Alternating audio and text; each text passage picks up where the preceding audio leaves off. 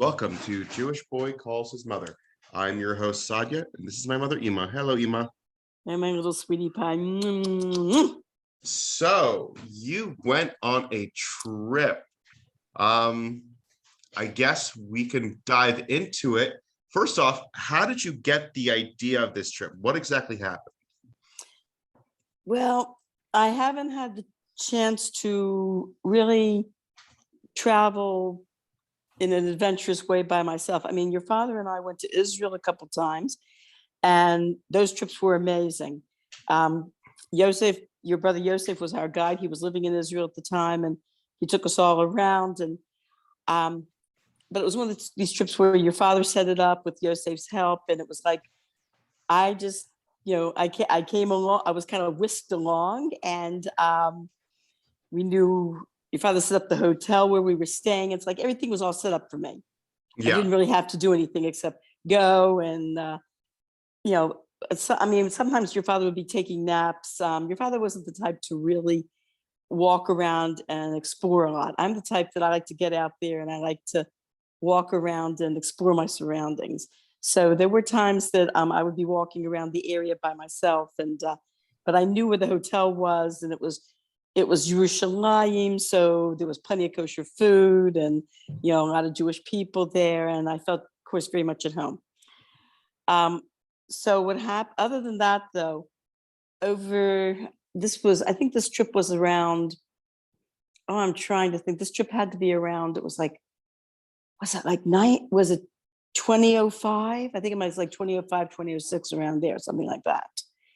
And so I hadn't really traveled to any exotic countries since that time. And the last couple years have been the last 4 years basically, rather challenging. Your father, of course, passed away 2 years ago. And before your father passed away, the last 2 years of his life, I was very involved in taking care of him. And it was very, very difficult. And then after your father passed away, I kind of, traveled around to Baltimore and New York to visit your children and kind of recuperate a little bit. Then I came back to Florida and started a full-time job. So this summer that came up I felt was a time that I wanted to do something adventurous. I wanted to travel. And I asked one of your brothers, who's very, very traveled, what would he recommend? And he recommended Barcelona. He says it's a beautiful city and there's a lot of nice touristy things there. And he thought I'd have a very good time. And he says, besides the fact that you speak Spanish, and the Chabad is there in Barcelona. So I decided, okay, I would just dive in head first, just take the chance and take the plunge. Well, I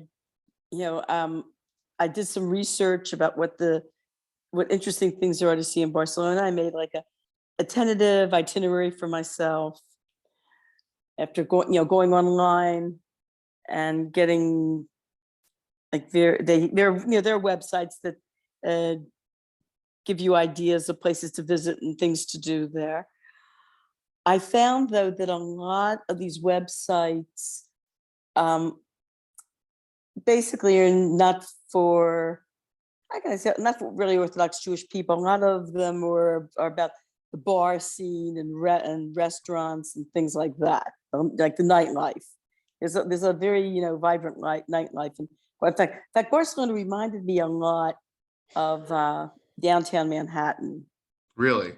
Yeah, a lot of nightclubs, a lot of restaurants. I mean, people, outdoor cafes. People are always eating outside these, little restaurants. It's like, oh my God, it's like restaurant after restaurant after restaurant going straight down the street. The problem with that I wasn't prepared for, though, was I'm used to, the kashrus in this country, especially, most American cities on the East Coast, you have no trouble finding kosher restaurants. Yeah. And I'm used to the idea in this country, you go into stores, and even in the regular grocery stores, you can find all sorts of snacks. that have hechsher, that are kosher, that you can eat. So I found out, well, your brother signed me up, made a reservation for me at this hotel, which was near the Chabad house. And when I saw the name of the hotel, it said Les Courts. It was NH Les Courts. And then it had Calle Nicaragua, which is, of course, Nicaragua Street. And then it had a whole series of numbers. So I assumed this whole series of numbers that came after the words Calle Nicaragua had to be a zip code. Yeah. Well, anyway, I get to the airport. First of all, I'm going to advise people, if you travel on any airlines other than El Al, never depend on them honoring your request for kosher food. Most likely they will not. So do yourself a favor. Go to a kosher restaurant or a kosher grocery store, get yourself a nice meal to go, it's all packed up, and have it on the plane with you, because otherwise you will probably most likely wind up like me, no sleep and no food. Bad Oh, wow. combination. I get to the airport at Barcelona. Of course, my head is spinning. I feel like I'm floating. After 7 hours of flying in an airplane, you still feel like you're flying when you get off. You feel like you're floating up and down, besides not sleeping and not eating. And most American airports, you go to the baggage area, you get your bags, and the exit is right there. You just go right out the exit. Not the airport in Barcelona. The airport in Barcelona, you get your bags and you go, where's the exit? And you go through this maze, like a rat or a laboratory mouse. And now I should have done the smart thing. I should have gone over to the information center. No, I did not. Like they say, men don't ask directions. Well, I tried to be independent, and I was looking for where I could find an Uber. They don't have Uber, by the way, in Spain. I don't know in other parts of Europe if they do, but they don't have Uber in Spain. You go on the Uber app and you have categories of taxis. The first taxi, which is the closest I guess you could get to an Uber, is called Precio Cerrado, which means closed price. In other words, it's not metered. It's just a set price, which is cheaper than a metered taxi. Well, I was very, very lucky. I did get one of these cabs that did have a set price. The irony is, though, that when you go out the exit to the cab section, they are not allowed to pick you up from there. So he Really? calls me and he wants to know where I am. I said, I'm out here with the other taxis. And he says, no, that's not where I can pick you up. He says, you have to go up to the second level, go to the parking lot on the second level, and meet me in section C. That's the only place that the Precio Cerrado taxis are allowed to pick people up. So I go up to the second level, Yeah. dragging my bags with me, and my suitcases are pretty heavy. And finally get up there and I find him. Okay. I tell him I need to get to NH Hotel Les Courts, which I thought Les Courts was the name of the hotel. So he drives me and we get to this area that is one huge deserted parking lot. It's surrounded by some of these old, like tall buildings, but this is definitely not it. And I said, what? I tell him this is not it. So he says, well, you said Les Courts. He goes, this is Les Courts. And he explained to me, Les Courts is the area. It's not the name of the hotel. Oh. So God. I reach into my bag and I take out the entire address that I had written down. And he shows me, remember those series of numbers that I thought was a zip code? Yeah. That was the address. That's so weird. How do they find? The way that they write their addresses is first they have, like in the United States, we have the numbers and then the street name. No, they have the street name first, which is Calle Nicaragua. And after that, the series of numbers is the address. So he goes, oh, so he says, I can either get another taxi that will take me there or I can walk it. I said, how far is it? It was like 5 kilometers. Good luck. No way. I'm going to Yeah. drag these back 5 kilometers. So he says, but if you want me to take you there, it's going to cost extra money. I said to him, I don't care. I think had the guy asked me for $1,000, I would have been happy just to give it to him. Oh God. I said, just get me there. I don't care. So he finally, he gets me over there, and I'm finally getting to my hotel. I walk into the hotel lobby, and there's a big bowl of fruit and bottles of water. I grab both. I grab an apple and I grab a bottle of water. They have my reservation. They show me to my room. They have me, the guy helps me with, the concierge helps me with my bags. By the way, this particular hotel didn't have what you would call bellboys. The people working behind the desk will actually come out and help you with your bags. Interesting. Like the hotel manager. Yeah. Like these people that are behind the desk. They're also like the managers or something. They will help you with your bags up there, which I thought was very interesting, that there were no bellboys per se that actually helped you with your bags. So I go up there, and I had the daven shacharis. I eat my apple, drink my water, daven shacharis, and I had gotten information from the shalucha in that part of Barcelona, in the courts, that there's a kosher store called Ben Ben's, and there's only one kosher store. It's named Ben Ben's. Only one kosher store, and the only kosher restaurant is a restaurant called Maccabees. Now, Maccabees is located in a section of Barcelona. It's called La Ramblas. La Rambla. La Rambla is the downtown area. It's the old section where it's beautiful. It's like buildings from the 1500s. And it's where the old Jewish section was before they decided to kill us all off. Yeah. And there's a lake there. This is where all the touristy things are located.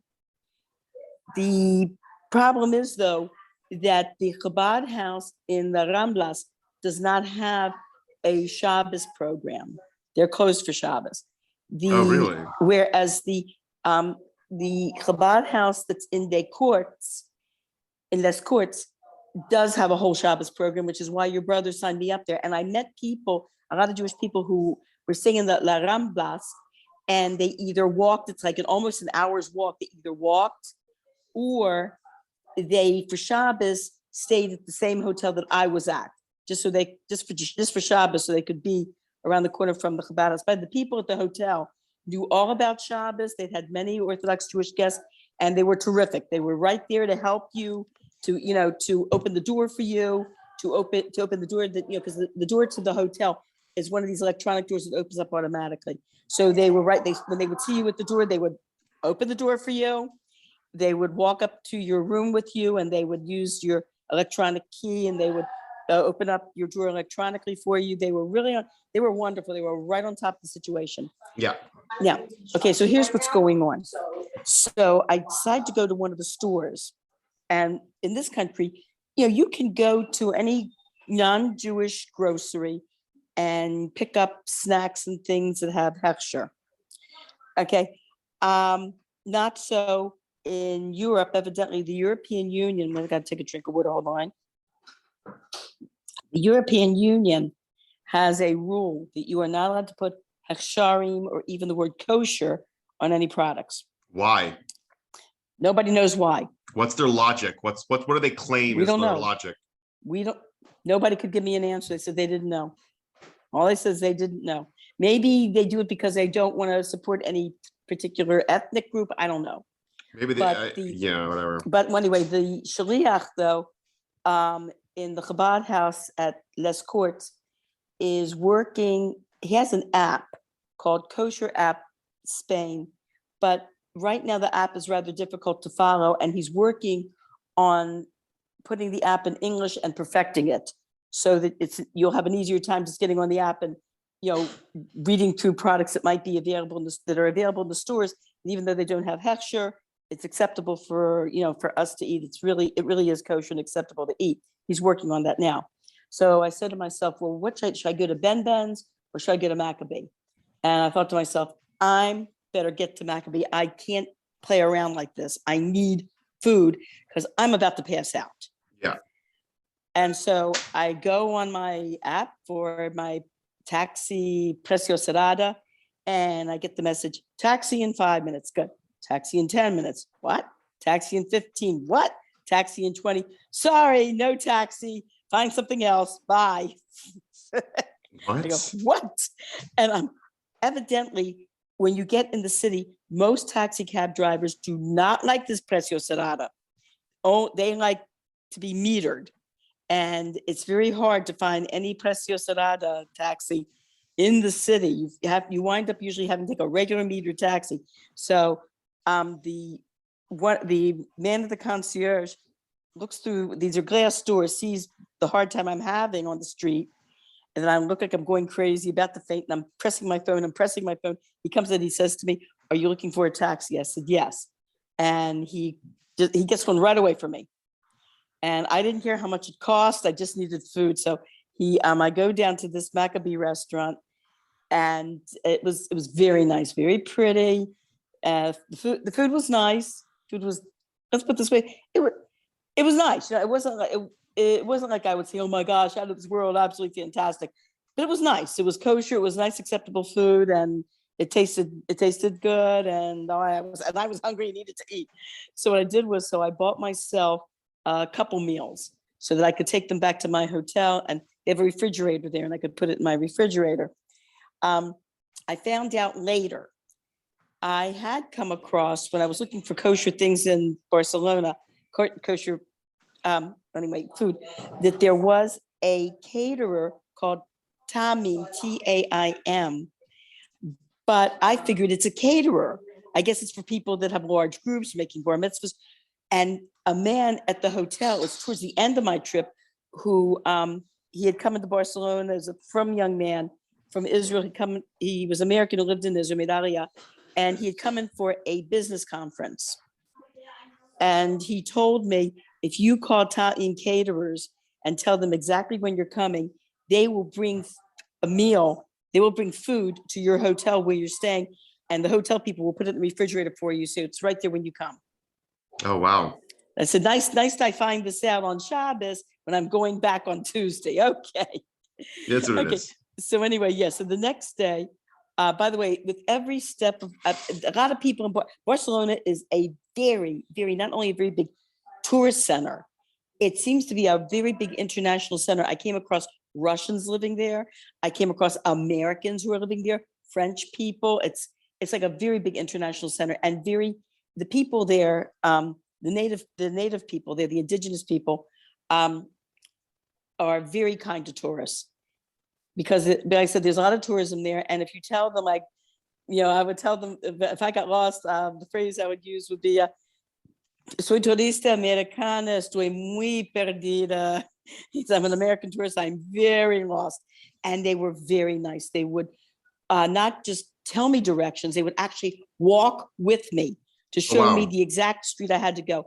One lady who lives in Barcelona, native of Barcelona, was telling me that unlike American cities where your streets are set up in grids, and if you walk down one street that's parallel to the other, you just cross over, and there's you've got that parallel street. No, she says, in Barcelona, the streets are winding and they dip and they curve, and so you can't necessarily follow one street thinking you're going to hit the next one.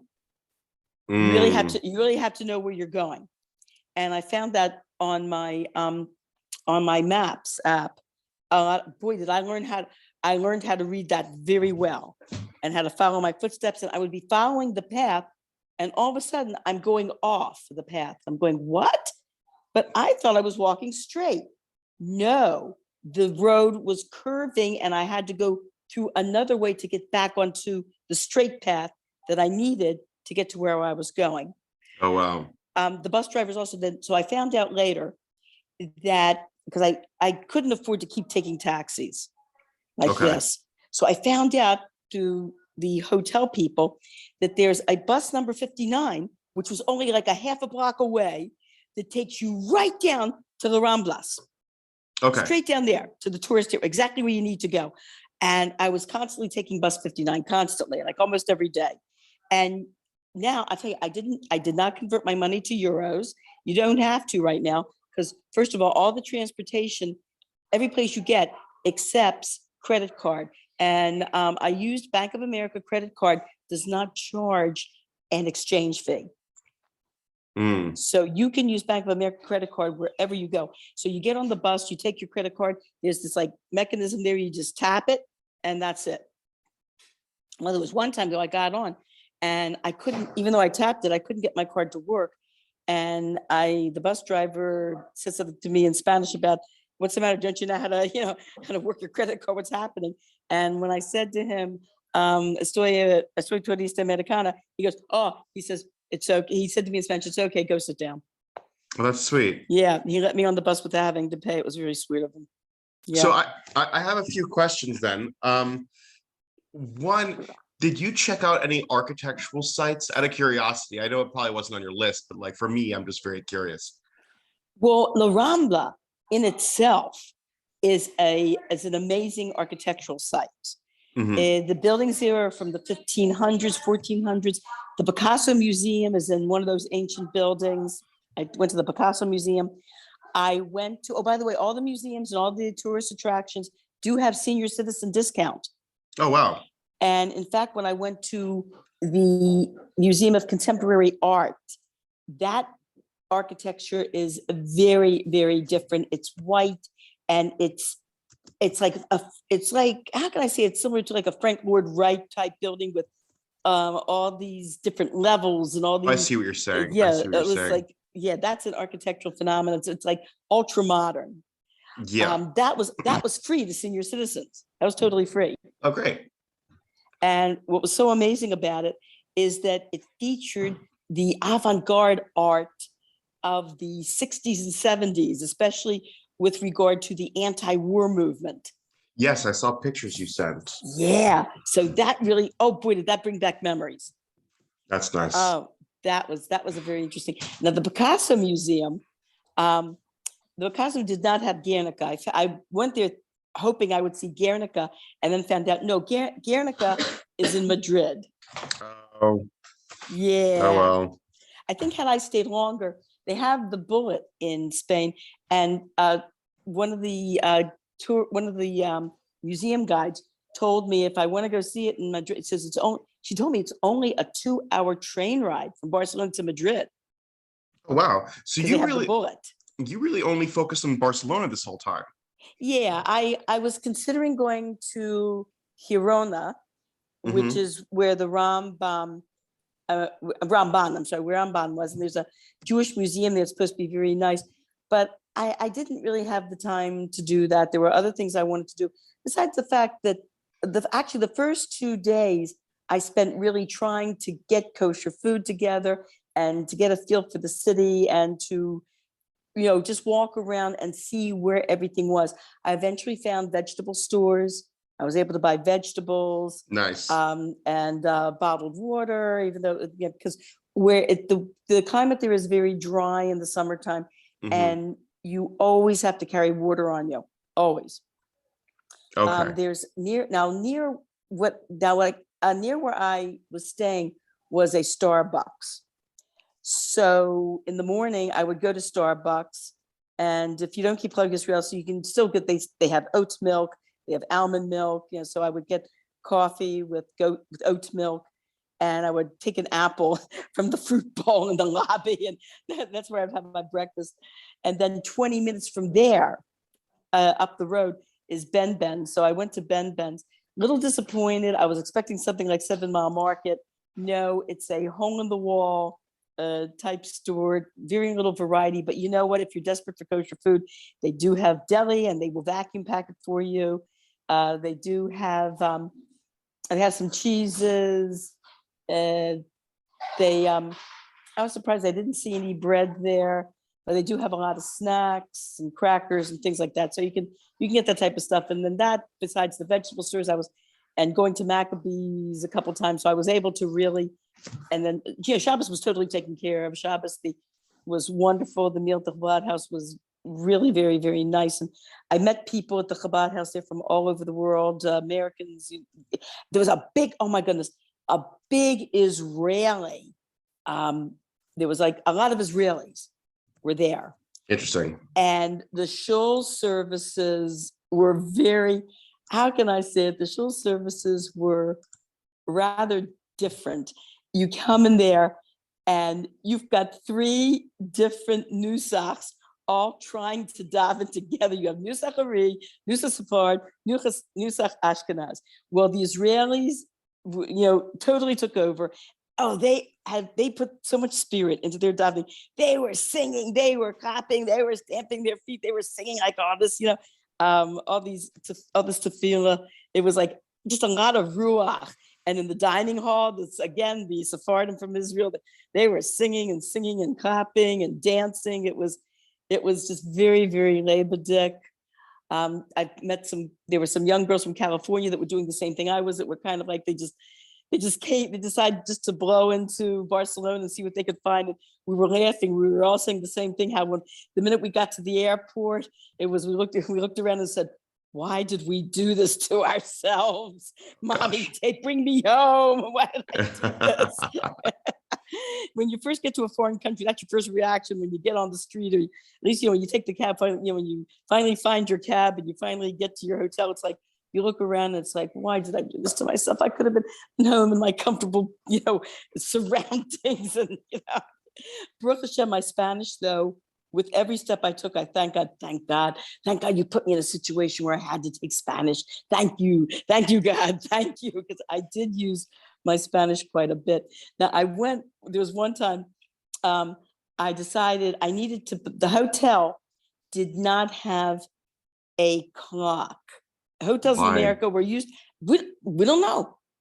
They do not have clocks there. And I cannot use my phone on Shabbos. So I needed to look around and try to find some sort of like little cheap $10 battery powered clock. So someone directed me to a shopping mall that was there. And as you saw, I'm walking around the shopping mall and just trying to get, just out of curiosity, I said, hey, this is a tourist attraction in itself. I'm walking around the shopping mall and looking at, they've got expensive stores. They've got, stores that are a little less than expensive, like medium price. Then they have their bargain stores. And so I'm walking around, and then I see, as you saw the picture I sent to you, I see this section where they're selling delicatessen. Yeah. And they have lined up on these frames a series of whole pig's legs, hoof and all, roasted. Yeah, it's actually, I don't know if you showed me the picture. I wasn't sure if that was it, but in Spain, there's actually a certain type of pig that is very expensive. I think it's called jamon iberizo. Jamon Oh, iberizo. jamon. Yeah, jamon means ham in Spanish. Jamon. Yeah. Jamon iberizo. So that, like, it's very, very expensive, and it's very high end. People pay up to like $1,400. I don't know. It might have been it. I don't know. And going back to my hotel, I did see one butcher shop, one like high-end restaurant that also had it displayed in the window. Okay. So that might be what you were talking about. What was I about to say? There's also the by the way, as far as paying for I mentioned this, you really did not need euros. By the dollar and the euro are neck to neck right now. Really? There's not much of a difference. And in fact, there were stores there that even accepted American dollars. Oh, wow. They are neck to neck. It's like $1.98 from euro. Yeah, it's neck to neck. Yeah. Anyway, so it was one of the some of the interesting things that happened. So once I kind of got used to the area and found my way, and I went down to La Rambla, and they have there's a lake there at the end of the street. There's this lake with the statue of Christopher Columbus. Yes, you showed me that. You showed me the picture. Right. And there's a walkway, and they have they have all sorts of different museums there. And I was able to get myself on this really nice boat ride. The boat ride was called Jazz and Chill, and it said in the advertisements, open bar. Now, to an American, open bar means free drinks, right? No, you had to pay for them. That's right. Open bar simply meant the bar was open, but you have to pay for the drinks. But did you notice anybody doing like a siesta at like 2, 4 o'clock in the afternoon? No, no, I did not. But Barcelona is not like Mexican City. It's we're a No, small it's town. Spain. Oh, it's Spain, but no, people did not do. No, I saw it was the city was the city. It was the city. Like I said, it reminded me of Manhattan. Oh, Really? another thing I thought was interesting: Yeah. the motorcycles and the number of motorcycles and electric scooters. And you saw it was not unusual to see very pretty girls, and in some cases even dressed nicely, riding on motorcycles and motor scooters. Oh wow. Yeah, I was very surprised to see that. Usually, like most American cities, you see like guys riding motorcycles or electric motor scooters. Nope, not in that country. In fact, that you saw like middle-aged people riding these things, old people, young beautiful girls, like everybody. So I got like another question. I'm not trying to be morbid or anything. I'm really out of curiosity. Was there any anti-Semitism that you noticed in Barcelona or in Spain in general? No, Really? not at all. And No people, swastikas yeah, anywhere? No one's saying anything like judo or anything like that? Or thank God, no, no, no, no, not at all. As a matter of fact, um, I found people for the most part to be very helpful. even when they found out you were Jewish? Because you could walk Yeah. around with a tichel on, you could look, fit right in, so to speak. Okay. I'm showing that there's. Oh yeah, when I went to the show. Now you talk about anti-Semitism. Here's Yeah. an interesting story. Yeah. No one, I didn't come across any blatant anti-Semitism per se, but when I went to the Chabad house for sure, they had these two guards. They were in front of the door, Yes. and they stopped you, and boy, did they question you. What's your name? Where are you from? What are you doing in Barcelona? All sorts of questions. And where, you come to the United States, what city do you come from? And before they would even let you in, I mean, two big guys, two big guards right there in front of the door. And they said to me, are you an Orthodox Jew? I said, yes. And they said, okay, what's the parsha of the week?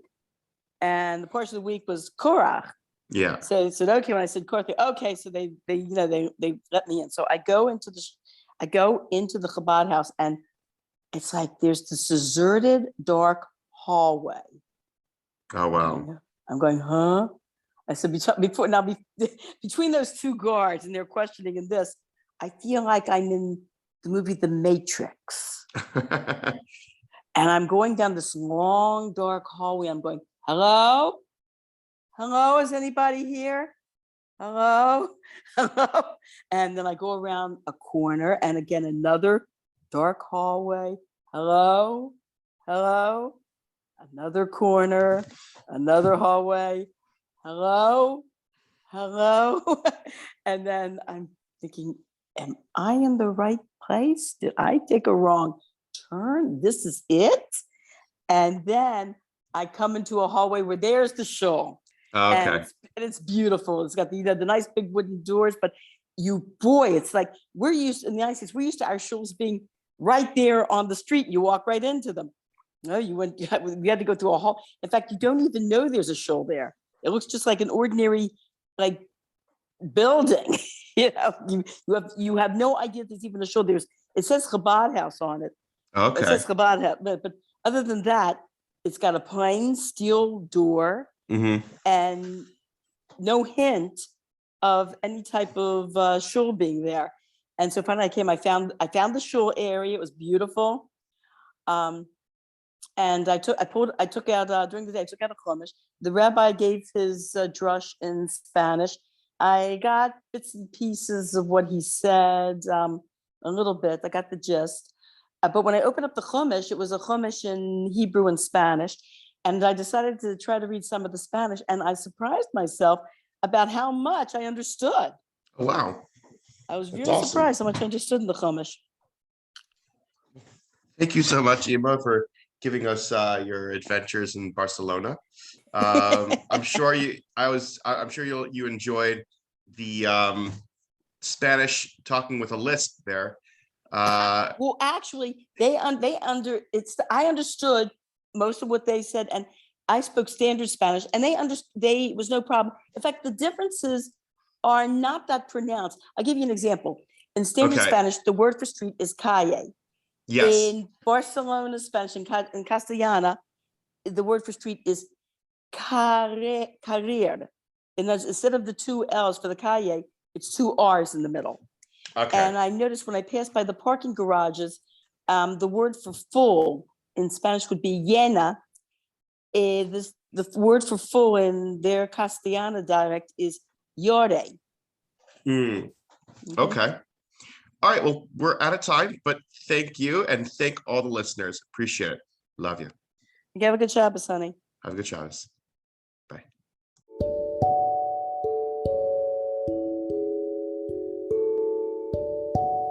Thank you for listening to this week's episode. You can find us on YouTube and Facebook at Jewish Boy Calls His Mother. I know you would like it, and my mother would too.